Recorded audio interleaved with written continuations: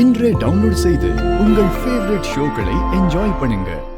ரேவதியோட empty தான் எங்களை காப்பாத்துனதுன்னு சொன்னப்பவே எனக்கு கன்ஃபார்ம்டா அவன் மேல டவுட் வந்துருச்சு. நம்ம வீட்டுக்கு வந்தப்போ என்னால அவனை பார்க்க முடியல. இது கூட அவனோட பிளானா தான் இருக்கும். அதான் நான் இன்னைக்கு நேரா அவனோட ஆபீஸ்க்கே போயிட்டேன். என்னாச்சு அதுக்கப்புறம்? நான் வரேங்கிறது தெரிஞ்சு அவன் அங்க வேற ஒருத்தரை கம்பெனியோட எம்டியா நடிக்க வச்சிட்டான். ஆனா அவன் இந்த மாதிரி ஏதாவது கிரிமினல் வேலை செய்வான் நான் கெஸ் பண்ணேன். அதனால நான் வெளியே வெயிட் பண்ணேன். உண்மை என்னன்னு தெரிஞ்சுக்கிட்டேன். பெரிய கேடியா இருக்கான் அவன். ஆமா, இனியும் அவனை இப்படியே விடக்கூடாது. அவன் மெல்ல மெல்ல ரேவதிய நெருங்கிட்டான். இதுக்கு ஒரு என் கார்டு போடணும். சோ நான் ஒரு முடிவெடுத்திருக்கேன். என்ன முடிவெடுத்திருக்கீங்க?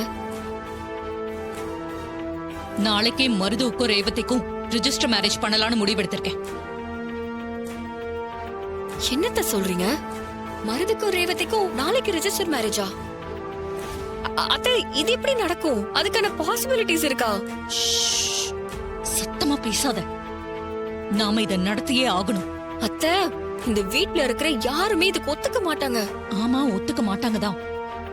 யாருக்கும் தெரியாம காதும் காதும் வச்ச மாதிரி இந்த விஷயத்தை முடிக்கணும். இந்த விஷயம் நம்ம 2 பேருக்கும் மட்டும் தெரிஞ்சா போதும்.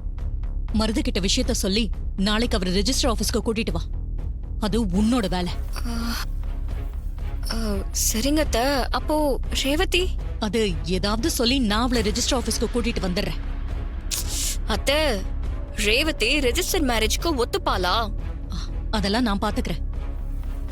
எப்போ நமக்கு தெரிஞ்சாலும் பரவாயில்லன்னு அந்த ராஜா சேதுபதியோட பேரன் ரேவதிய இந்த அளவுக்கு நெருங்கிட்டானோ, இதுக்கு மேலயும் நம்ம பொறுமையா இருக்கிறது ரொம்ப தப்பு.